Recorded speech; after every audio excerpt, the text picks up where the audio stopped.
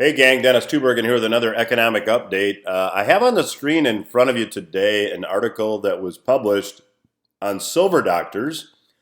Just the name of the website tells you that the perspective of the writers on this website is obviously pro precious metals, so take that into account. However, I think this particular blog entry dated May 17 is very, very prophetic.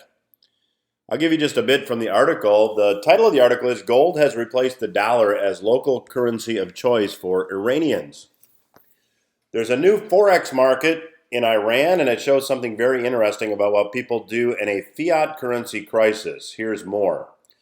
Now, the article starts by talking about the fact that when President Trump pulled out of the Iran deal, the Iranian currency, the rial, absolutely nosedived. In fact, that is a chart of the official exchange rate you see on the screen.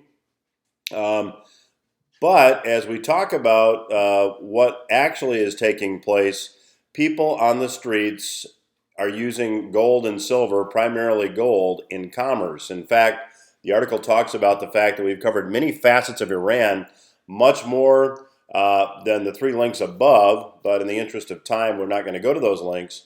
But the point is this, that a currency crisis is a process that is ongoing, and as the currency crisis is progressing in Iran, there is a distinct movement away from the US dollar, and Iranians are turning to gold. And you can see the photo on the screen is a photo of an Iranian goldsmith that is counting gold coins at a gold market in Tehran.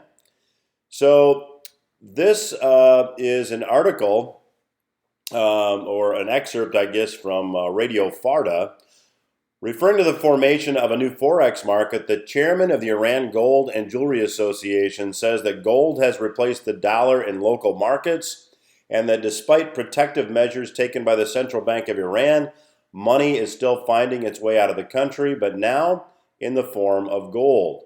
After sliding for several weeks amid fears the U.S. would pull out of the nuclear deal, the Iranian rial hit an all-time low against the dollar after President Trump announced the withdrawal on May 8.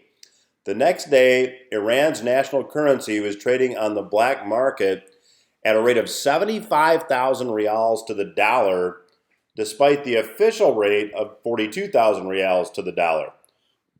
Now, there's a couple points the author makes here which I think are very important points and why I bring this up today. First point, when faced with a currency crisis, people turn to something tangible, like gold or silver.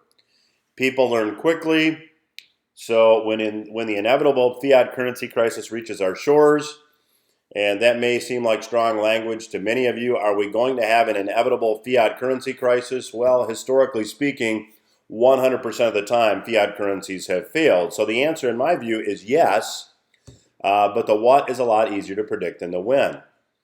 And when the US dollar is collapsing, there's no reason to think that gold and silver won't reemerge as local currencies at the very minimum, and probably much faster than many imagine. This is why I have long advocated for the past literally 4 years why people should have, at a minimum, 10% of their net worth in precious metals. And contrary to popular belief, there are people willing to buy and sell gold and silver in any town and any city, basically 24/7.